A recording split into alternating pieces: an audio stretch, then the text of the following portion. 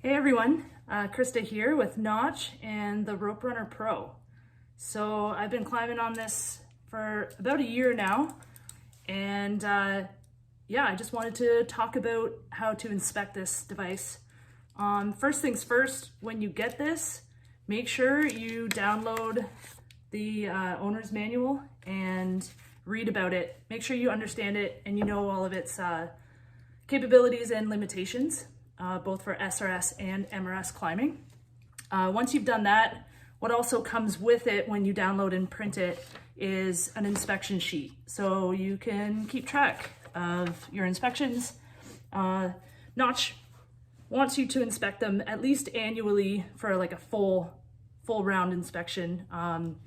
But you should be inspecting this daily and like every single climb. So your regular inspection for like a daily climb would just be like making sure that everything's working properly and it works and holds, and you do load tests, things like that, your basic kind of inspection. But your annual inspection, you're gonna get more in depth. You're probably gonna clean it, probably gonna lubricate it. And then once you've cleaned and lubricated it, then you're gonna check all the inspection points. So let's go over those first. Yeah, let's start at the top. So work our way down. The top, this is called the bird. That's where I start and I check it. I have it hanging on a rope here just so it's easy for me to work with and show you. But a lot of this inspection, you'd want to do it off the rope so you can really play with it, move it around, open it up, that kind of thing. But the top, the bird, what you want to inspect is obviously looking for cracks and excessive wear, things like that. But you really want to pick it apart down to its components. So this top slick pin here is stainless steel, whereas the other two lower ones are aluminum. So the stainless steel one, you're gonna wanna rotate it, take it out completely and inspect it, make sure there's even wear, no cracks, no rusting, basically everything you would be checking on any other kind of device like this, like carabiners, things like that.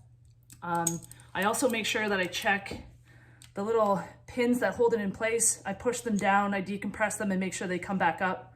You don't want them getting jammed up. Maybe you've got some sap or something in there, or maybe it's rusting. So you're checking for that.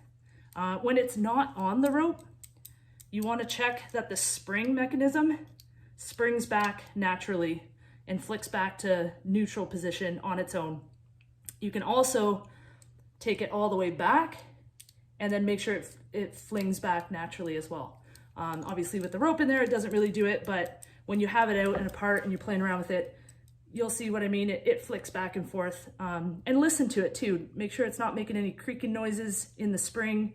There could be something wrong with the spring mechanism, and you do not want that, because this is what controls keeping that tension on the rope as you engage the device. Next down, following down there, is the main adjustment bollard. So this is what gives you your first point of friction. This is the point where you can adjust your Rope Runner Pro to whatever size diameter rope, whether it be from 11 to 13 millimeters. I have it on setting 5, so kind of wide open, works for me. And my rope and this Banshee and my weight. So everybody's gonna be a little bit different. This is where you're gonna want to maybe try it low and slow to begin with and really get that adjusted properly so it doesn't slip and creep when you put weight into it, whether you're sitting still or do a couple of bounces on it to check. So you're gonna check that for excessive wear, any cracks, that kind of thing. This is aluminum here. And then you're gonna wanna take your Allen key tool and just make sure that it's tight. This is something you should do daily as well. I keep this in my climbing belt actually, just so that in case I'm in the tree and I notice something wrong, I can adjust it right then and there. So you want to make sure that those are tight. Then moving down, you're going to be checking on, make sure that the bird pivots. And then all these lower slick pins, like I said before, these are aluminum. So again, you're gonna pull these out, you're gonna check for wear, because these mainly just stay attached and in, so you don't really get a good look at them.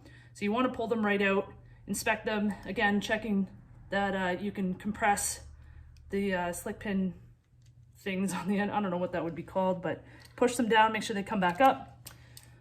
You're also going to want to check your SRS attachment point. Something else they mentioned in the manual, this is an SRS attachment point. You do not attach anything to this if you're climbing MRS. Pretty important.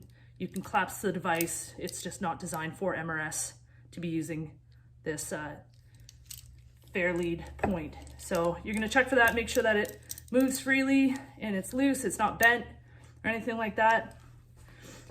Then you're going to check the pulley down at the bottom. Again, when the rope's not in here, it's a little bit easier to check to make sure that it's spinning nicely. I've just cleaned this one, so it's spinning really quite well. You can also lubricate them. They have a lubrication point on the bottom, one in there, and then one underneath here. If you lift it and open it up, there's lubrication points in the bottom there. Yeah, and then the friction body. So this is the point that gets a ton of wear, especially if you're doing big bomb outs and things like that. You want to be really, really mindful of the wear that you're creating on, let's see if I can get this in here, this straight portion here. This is what your rope sits against. So after it takes the weight here, it pushes against this plate here. So if I pull some of my rope out, you can see some of the wear on the inside there, some of the color is off. You're gonna check that plate and make sure that it's not worn, I'd say more than 10%. And that piece is completely replaceable. So you don't have to buy a whole new rope runner because your plate is worn. Same with the pins are replaceable, and the upper and lower bollard are also replaceable. So if you're climbing on this a lot, this is your main device, those are things that maybe yearly you wanna replace if they're showing a lot of wear and tear. So that's kind of your main inspection. Also, obviously your main tie-in point there, make sure that that's free and also not too much wear on the bottom section where your carabiner is almost always sitting. It does state in the manual that it is ideal to use a oval carabiner, just the way that it sits inside of the attachment point that they've created. I personally like to use the Rocco because it's got that captive section, kind of keeps it from slipping and turning and accidentally side loading your carabiner as you're climbing around. That's my personal choice. Yeah, so I would just maybe suggest that, or at least putting maybe like a little rubber becket or something on there just to hold it. And if not, be very mindful as you're climbing that you do not side load your carabiner in that attachment point. And another big one, don't leave anything attached to this SRS tether. I know it's tempting to maybe keep a carabiner on there so you can just quickly clip it to you, but what can happen is that little carabiner can, when you have the device collapsed, it can actually catch on top of the bird and remain there, and you go to sit down and boom, it stays open and you have an uncontrolled fall. So do not ever leave anything on here while you're climbing. Keep it on your chest ascender harness. So that's your main inspection. That's like a good annual inspection. You're gonna open it right up, take it all apart, clean it, lubricate it, and look at everything with a fine-tooth comb that you wouldn't normally on the job site. This is your life that's in this, and it's your responsibility to make sure that it is working and functioning properly, and you're using it in the right manner, and you have the right compatibility as far as rope diameter, your weight, what you adjust it to, and how you use it. If you are going to be using it MRS style, that's cool too. They just suggest that you have something on your bridge that keeps the device separate from like your working end from your stationary point, because if your standing part of your rope is too close, it can engage the runner. So you want to keep them separate. So they suggest using the rook on your bridge so you can connect the runner and your splice or your attachment knot to these to keep them separated and keep that good safe distance. So that's suggested. Otherwise, yeah, low and slow.